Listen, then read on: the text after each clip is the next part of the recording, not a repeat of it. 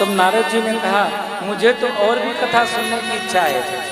भगवान शिव तो योगी हैं, योगीश्वर हैं, उन्होंने विवाह क्यों किया, गृहस्थ धर्म में वो क्यों गए, ये कथा श्रवण कराने की कृपा करें। तब ब्रह्मा जी मुस्कुरा दिए, बोले ये भी बड़ी दिव्य कथा है। भगवान शंकर विवाह नहीं करना चाह रहे थे, हम लोगों ने ही भगवान शंकर का विवाह कराया। कराने के पीछे कारण क्या, तो ब्रह्मा जी कहते हैं बड़ी लंबी कथा है। लंबी कथा, हाँ, मेरे मन में ईर्ष्या हो गई थी, मेरे मन में भाव आ गया था। मैं जहाँ पर भी कुछ करता था, शंकर प्रकट हो करके मुझे अपमानित कर दिया करते थे, मेरी अवहेलना कर दिया करते थे।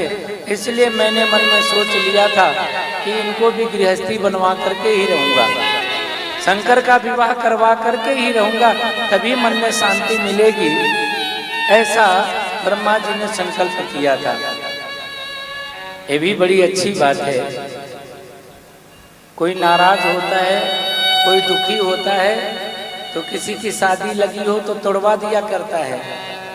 लेकिन ब्रह्मा जी नाराज हुए तो भगवान शंकर की कसम खा लिया कि जब तक इनकी शादी नहीं होगी तब तक मन में मेरे शांति नहीं पड़ेगी, मुझे चैन नहीं आएगा जब तक इनकी शादी नहीं करवा दूंगा। आप लोगों ने कभी ऐसा किसी का संकल्प सुना? किसी माता बहन ने ऐसा संकल्प किया, जब तक इसका घर न बस जाए, जब तक इसकी शादी न करवा देंगे तब तक हमें चैन नहीं है, शांति नहीं मिलेगी, मेरे मन में तब तक दुख रहेगा। सुना किसी ने ऐसा? नहीं सुना होगा। बिगड़वाने की तो बहुत सुना होगा, उसने उसकी शादी बिगड़वा दी, उसने वहां पर इतनी बुराई कर दी कि सब मामला गड़बड़ हो गया। ये तो खुद सुनाई पड़ता है, लेकिन कोई कराने का संकल्प कर ले ये बहुत कम होता है। ब्रह्मा जी ने ले लिया, और ये भगवान शिव का विवाह कराने के पीछे बहुत बड़ा रहस्य है। मैं बोली ये रहस्य सुनाने की कृपा करें। जिस समय भगवान शिव वरदान दे करके चले गए, मैंने आकर के देवताओं की रचना करी। एको हम बहुत श्याम, मैं एक हूं बहुत सारा हो जाऊं। और उन्होंने अपने शरीर से मानस पुत्रों को प्रकट किया। पहले 10 पुत्र पैदा किए, भृगुर वशिष्ठ क्रतु अंगिराश्च मनु पुलह पुलश्च गौतमः मरीचि यवनश्च दक्षः। रैभ्यो मरीचिश्च यवनश्च दक्षः भृगुर वशिष्ठ क्रतु अंगिराश्च, ये 10 पुत्र मैंने पैदा किए। इन 10 पुत्रों को कहा तुम लोग सृष्टि की रचना करो, सृष्टि का विस्तार करो, सृष्टि को आगे बढ़ाओ। मेरे ये 10 मानस पुत्र सृष्टि की रचना करने के लिए, सृष्टि का विस्तार करने के लिए जब सफल न हो सके तो मैंने फिर से प्रयास किया। मेरे शरीर से एक सुंदर कन्या पैदा हुई, उस कन्या का नाम रखा संध्या। संध्या और 10 मानस पुत्र हम सब लोग बैठ करके प्रतिदिन भगवान की पूजा में लगा रहा करते थे। ब्रह्मा जी ने शिव पूजन की विधि बताई,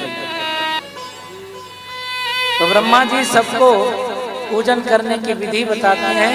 एक मंत्र बोलता हूं जो खास बताया उसमें, उसे याद रखें। जब प्रार्थना करें भगवान शिव का तो क्या बोलना है? रूपम देहि यशो देहि भोगम देहि च शंकर भोक्ति मुक्ति फलम देहि गृहीत्वार्धं नमोस्तुते।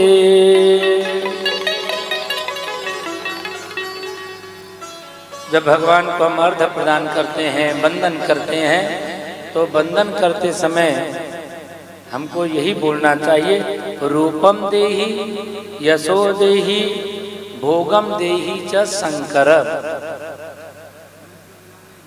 एक बार बोलना जरा, क्या क्या बोलना है? रूपम देहि यशो देहि भोगम देहि च शंकर।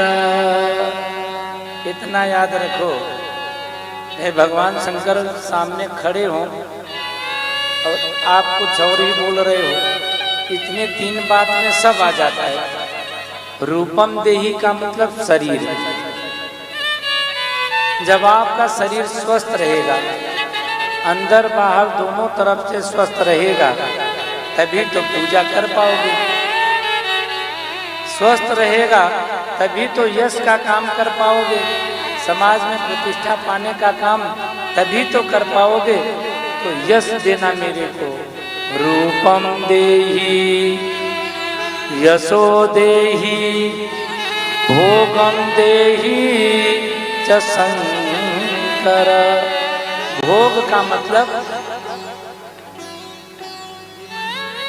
जो भी हमें सामग्री चाहिए है, गाड़ी चाहिए, बंगला चाहिए, मकान चाहिए, दुकान चाहिए, काम चाहिए, जो भी कुछ चाहिए उसके लिए सब बताने की जरूरत नहीं है। बस इतना ही कह दीजिए, भोगम देहि च शंकर, मुझे भोग देना। जब भोग कहेंगे उसमें सब आ जाता है। जिसकी शादी नहीं है उसकी शादी हो जाती है,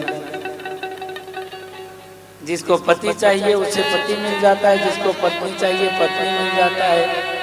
ये भी भोग के अंदर में ही आया करता है। तो ऐसी सुंदर प्रार्थना करिए, ये इसमें विशेष आया, इसलिए मैंने आप लोगों को बताया।